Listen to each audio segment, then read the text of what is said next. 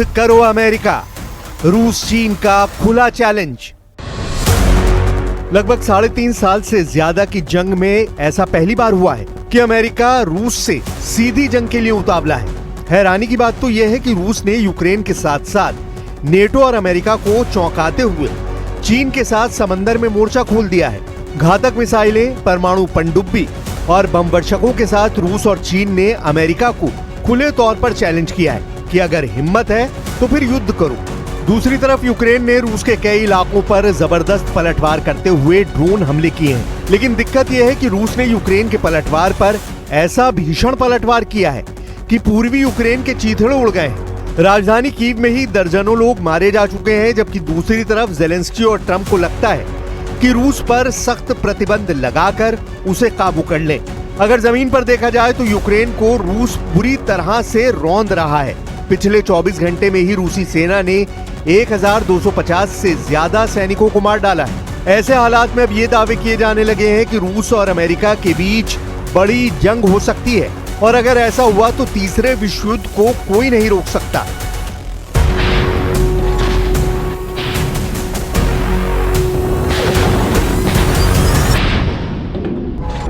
इन गंभीर हालात को आप इन तस्वीरों से समझ सकते हैं, जिसमें रूस और चीन की नौसेना समंदर में भयंकर युद्धाभ्यास करने में जुटी है। रूस और चीन का ये युद्धाभ्यास साबित करता है कि दोनों देश अमेरिका और नेटो को सीधा चैलेंज कर रहे हैं। अगर हिम्मत है तो युद्ध करो।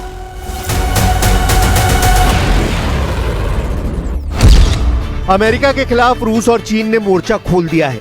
रूस के नजदीक अमेरिका के राष्ट्रपति डोनाल्ड ट्रंप ने 2 परमाणु पनडुब्बियों की तैनाती करके रूस को धमकी दी थी। रूस ने ट्रंप के इस फैसले पर कोई सीधी टिप्पणी तो नहीं की, लेकिन रूस ने चीन के साथ मिलकर नौसैनिक अभ्यास शुरू कर दिया है। ये नौसैनिक अभ्यास रूस और चीन के बीच के जापान सागर में हो रहा है। ये जानकारी रूसी नौसेना के प्रशांत महासागर बेड़े ने दी है। रूस चीन का समंदर में शक्ति प्रदर्शन अमेरिका और नेटो के होश उड़ा रहा है। युद्धपोतों की संख्या के लिहाज से चीन की नौसेना इस वक्त विश्व की सबसे बड़ी नौसेना है, जबकि रूसी नौसेना दुनिया में तीसरे नंबर पर आती है। रूसी प्रशांत बेड़े के हवाले से बताया गया है कि रूसी और चीनी नौसेनाएं निर्धारित संयुक्त अभ्यास के तहत जापान सागर में तोपखाने और पनडुब्बी रोधी अभ्यास कर रही हैं। यह अभ्यास डोनाल्ड ट्रंप द्वारा पूर्व रूसी राष्ट्रपति दिमित्री मेदवेदेव की टिप्पणियों के जवाब में है। उचित क्षेत्रों में 2 परमाणु पनडुब्बियों को तैनात करने का आदेश दिए जाने के 2 दिन बाद हो रहा है। हालांकि चीन रूस के साथ मिलकर अमेरिका के साथ साथ जापान को डराने की कोशिश में जुट गया है। इसके लिए चीन ने पहली बार अपनी क्लो क्लास की हमलावर सबमरीन को रूस भेजा है। चीन और रूस दोनों की नौसेनाएं इस समय जापान सागर के पास 1 अगस्त से संयुक्त नौसैनिक अभ्यास कर रही हैं, जो 5 अगस्त तक चलेगा। चीनी सबमरीन के साथ 2 बेहद शक्तिशाली मिसाइल डिस्ट्रॉयर, 1 सप्लाई शिप और 1 सबमरीन बचाव जहाज भी रूस के व्लादिवोस्तोक बंदरगाह पहुंचा है। रूस और चीन के इस संयुक्त अभ्यास को अमेरिका और जापान के साथ चल रहे उनके तनाव से जोड़कर देखा जा रहा है। रूस के निकट 2 परमाणु पनडुब्बियों की तैनाती की अमेरिका के राष्ट्रपति डोनाल्ड ट्रंप की घोषणा पर रूस ने कुछ नहीं कहा है, लेकिन उसने चीन के साथ मिलकर नौसैनिक अभ्यास कर रहा है। Наши войска наступают по всей линии боевого соприкосновения, по всей, и в приграничной зоне, и в Донецкой республике, в Луганской, и в Запорожье, и в Херсоне. Везде, на всех участках, где-то больше, где-то меньше, но позитивная активность. Благодаря, конечно, мужеству и героизму наших ребят. रूसी दावों के मुताबिक पिछले 24 घंटों में यूक्रेन के 1250 से ज्यादा सैनिक रूसी हमलों में मारे जा चुके हैं, जबकि पूर्वी यूक्रेन के कई बड़े शहरों पर रूस का कब्जा हो चुका है। Donetsk, Kharkiv, Sumy, Chernihiv, Zaporizhzhia, Kherson, Luhansk पर रूसी हमलों से ज़ेलेंस्की सदमे में चले गए हैं। अमेरिकी राष्ट्रपति डोनाल्ड ट्रंप की धमकी के बावजूद रूस यूक्रेन में तबाही मचाने से पीछे नहीं हट रहा है। कल रात रूस ने एक जेल और अस्पताल पर ग्लाइड बम और बैलिस्टिक मिसाइलों से हमला किया। जिसमें 22 लोगों की मौत हो गई। यूक्रेन के ज़ापोरिज़िया इलाके में एक जेल पर रूस ने ग्लाइड बमों से हमला किया, जिसमें 17 कैदियों की मौत हो गई। उसके बाद रूस ने कीव पर हमला किया, जिसमें इस्कंदर मिसाइल और शाहिद ड्रोन का इस्तेमाल किया गया, जिसमें 8 से ज्यादा यूक्रेनी नागरिक मारे गए। अधिकारियों ने बताया कि मध्य यूक्रेन के नीपर क्षेत्र में रूसी मिसाइलों ने एक 3 मंजिला इमारत को आंशिक रूप से नुकसान पहुंचाया। यूक्रेन के राष्ट्रपति व्लादिमीर ज़ेलेंस्की ने कहा कि रूस ने 73 शहरों, गांवों और कस्बों पर हमले किए, जिसमें 22 लोगों की जान गई है। 28 जुलाई 2025 को अमेरिकी राष्ट्रपति डोनाल्ड ट्रंप ने कहा था कि रूस की 50 दिनों की समय सीमा खत्म हो रही है। अगले 10 से 12 दिनों में व्लादिमीर पुतिन को युद्ध विराम करना होगा। स्कॉटलैंड दौरे के वक्त डोनाल्ड ट्रंप ने कहा था कि वो व्लादिमीर पुतिन की ओर से बहुत निराश हैं। Наша Харківщина. Теж російські удари, теж втрати. Донеччина щодня удари. Росія абсолютно не звертає уваги на всіх у світі, хто прагне закінчити цю війну. Тільки вчора була дуже потрібна заява президента Сполучених Штатів Америки Трампа. Багато підтримки у світі, але все одно обстріли та навіть показові вбивства росіянами наших людей продовжуються.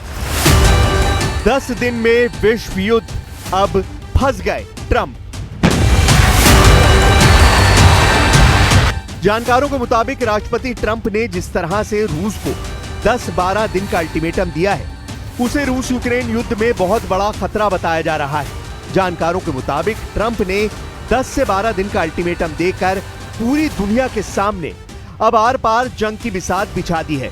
अगर अगले 10 से 12 दिन में ट्रंप पुतिन को काबू नहीं कर पाए और यूक्रेन पर हमले नहीं रोक पाए, तो यकीन मानिए अमेरिका और ट्रंप की साख को जबरदस्त बट्टा लग जाएगा। रूस के पूर्व राष्ट्रपति मेदवेदेव ने ट्रंप को 2 टूक बात कही थी। रूस ना तो इजराइल है और ना ही ईरान। हर नया अल्टीमेटम एक और बड़ा खतरा है, और ये खतरा सिर्फ रूस यूक्रेन के बीच नहीं बल्कि खुद अमेरिका के लिए होगा। आखिर में मेदवेदेव ने तंज कसते हुए कहा, स्लीपी जो यानी बाइडेन वाली राह पर मत चलो ट्रंप। ये बयान ऐसे समय में आया है जब कुछ दिन पहले रूस के पूर्व राष्ट्रपति दिमित्री मेदवेदेव ने ट्रंप को अल्टीमेट गेम की आलोचना की थी और कहा था कि इससे युद्ध हो सकता है। मेदवेदेव के इस बयान पर डोनाल्ड ट्रंप भड़क उठे थे। उन्होंने सोशल मीडिया प्लेटफॉर्म ट्रुथ पर रूस के खिलाफ अपनी नाराजगी जाहिर की है। ट्रंप ने ट्रुथ पर पोस्ट किया कि मुझे फर्क नहीं पड़ता कि भारत रूस के साथ क्या करता है, अगर चाहे तो अपनी मरी हुई इकोनॉमी को साथ लेकर डूब जाएं, मुझे कोई परवाह नहीं। हमने भारत के साथ वैसे भी बहुत कम कारोबार किया है, उनके टैरिफ दुनिया में सबसे ऊंचे हैं। आगे रूस से व्यापार की बात करते हुए ट्रंप ने लिखा, रूस और अमेरिका के बीच वैसे भी कोई खास कारोबार नहीं होता और आगे भी ऐसा ही रहना चाहिए। मेदवेदेव को, जो खुद को अब भी राष्ट्रपति समझते हैं, को कोई समझा दे कि वो जरा अपनी जबान संभाले। वो बहुत खतरनाक जमीन पर कदम रख रहे हैं। रूस के पूर्व राष्ट्रपति मेदवेदेव ने यहाँ तक कह दिया कि अगर ट्रंप रूस की इकोनॉमी को मरा हुआ कह रहे हैं, तो याद रखें कि रूस के पास डेड हैंड सिस्टम है, जो अगर एक्टिव हो गया तो कई देश मारे जाएंगे। Летять ракети в жилі будинки в звичайному районі і вбиваються люди, просто звичайні люди, українці. Ну я не знаю, в мене нема слів. Це просто маразм. Russia today hit Kyiv with missiles and drones, more than 100 people, kids. I think it's Russia. I think it's disgusting what they're doing. I think it's disgusting. This is Biden's war. It's not my war. But I said if I get in, I'll try and get the thing stopped. But I think what Russia's doing is very sad. A lot of Russians are dying.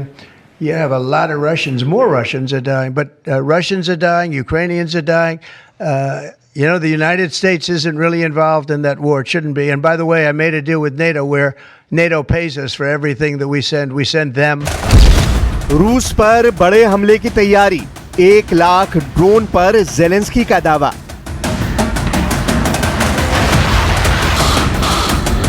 यकीन करना मुश्किल है, लेकिन ये 100% सच है कि रूस Ukraine युद्ध में आत्मघाती ड्रोन ब्रह्मास्त्र साबित हुए हैं।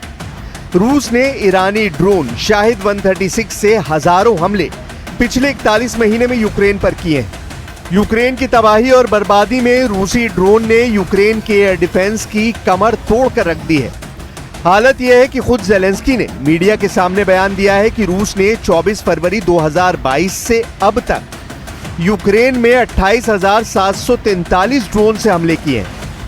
इससे आप अंदाजा लगा सकते हैं कि रूस ने कैसे बेहद सस्ते आत्मघाती ड्रोन से यूक्रेन के अरबों डॉलर के एयर डिफेंस को न सिर्फ तबाह कर डाला, बल्कि यूक्रेनी सेना और सैनिकों पर काल बनकर टूट पड़े।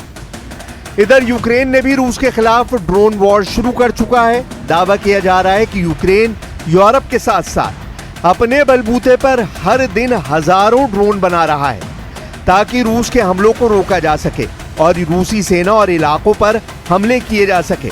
जरा देखिए यूक्रेन ड्रोन युद्ध की कितनी भयानक तैयारियां कर रहा है। यूक्रेन के राष्ट्रपति जेलेंस्की के बयान के मुताबिक इस वक्त यूक्रेन की सैन्य ड्रोन फैक्ट्रियों को युद्ध स्तर पर ड्रोन बनाने का टारगेट दे दिया गया है।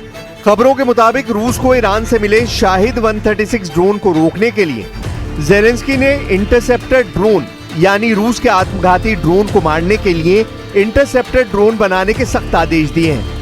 यूक्रेनी मीडिया के मुताबिक जेलेंस्की ने आदेश दिए हैं कि यूक्रेन की ड्रोन फैक्ट्री हर दिन 500 से 1000 इंटरसेप्टर ड्रोन का उत्पादन करे।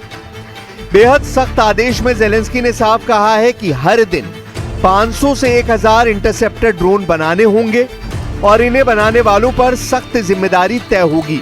जेलेंस्की ने माना है कि हर दिन 500 से 1000 ड्रोन बनाना बेहद चुनौतीपूर्ण है, लेकिन फिर भी उन्हें यूक्रेन की ड्रोन फैक्ट्रियों को ड्रोन बनाने के लिए झोंक दिया है।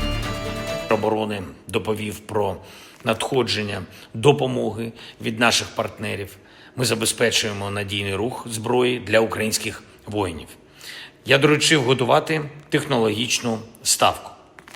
І саме по дронах є затверджений план вийти на кількість 500-1000 перехоплювачів на добу. Це дуже непросто. На добу визначений термін. Це персональна відповідальність усіх залучених наших посадовців. इधर रूस भी यूक्रेन के ड्रोन हमलों को अपने लिए बेहद खौफनाक खतरा मानकर चल रहा है। हम आपको 1 जून 2025 का वो यूक्रेन ड्रोन हमला दिखा रहे हैं जिसमें रूस के 5 एयरबेस तबाह हो गए थे। 1 जून 2025 को जिस तरह से रूस में घुसकर यूक्रेन ने ट्रकों में रखे सैकड़ों ड्रोन से रूसी एयरबेस पर हमले किए थे, उसे देखकर रूस के साथ साथ पूरी दुनिया हैरान रह गई थी। पहली बार यूक्रेनी सेना ने 1 जून 2025 को रूस पर अब तक का सबसे बड़ा घातक ड्रोन हमला किया था। उस वक्त रूसी रक्षा मंत्रालय ने पुष्टि की कि हमले रूस के 5 क्षेत्रों मरमंस्क, इरकुत्स्क, इवानोवो, रियाजान और अमूर पर यूक्रेन ने ड्रोन हमले किए थे। 1 जून को 100 से अधिक यूक्रेनी ड्रोनों ने रूस के भीतरी इलाकों में मौजूद सैन्य हवाई ठिकानों पर हमला किया था, जिसमें परमाणु हमला करने में सक्षम रूसी बमवर्षकों को निशाना बनाया गया। उस वक्त यूक्रेनी राष्ट्रपति व्लादिमीर जेलेंस्की ने दावा किया था कि उन्होंने इस ड्रोन ऑपरेशन की सीधी निगरानी की थी। जेलेंस्की ने उस वक्त इस हमले को साहसिक बताते हुए दावा किया था कि रूस पर हुए इस यूक्रेनी ड्रोन हमले में 117 ड्रोन का इस्तेमाल किया गया था, जिसकी तैयारी में 1 साल 6 महीने और 9 दिन लगे थे। यूक्रेन के इस ड्रोन ऑपरेशन का नाम स्पाइडर वेब रखा गया था, जिसमें यूक्रेन ने 4000 किलोमीटर दूर रूस के उत्तर में आर्कटिक सर्कल के ऊपर मरमंस्क तक हमले किए थे। 100% नेटो पर होगा हमला, पुतिन के करीबी का दावा। जो हालात हैं वो साफ दिखा रहे हैं कि रूस यूक्रेन जंग तीसरे विश्व युद्ध में बदल चुकी है। इस वक्त यूक्रेन के पास हारने को कुछ भी नहीं बचा है, जबकि दूसरी तरफ ट्रंप की शह पर नेटो और यूरोपीय देश रूस पर हमला करने की तैयारी में जुट गए हैं। लेकिन 41 महीने से ज्यादा वक्त से जंग कर रहा रूस अब नेटो और पश्चिमी देशों को अपने टारगेट पर ले चुका है। अब ऐसे हालात में अंदाजा लगाया जा सकता है कि अगर अमेरिका ने रूस पर हमला करने की कोशिश की तो तीसरे विश्व युद्ध को कोई रोक नहीं पाएगा।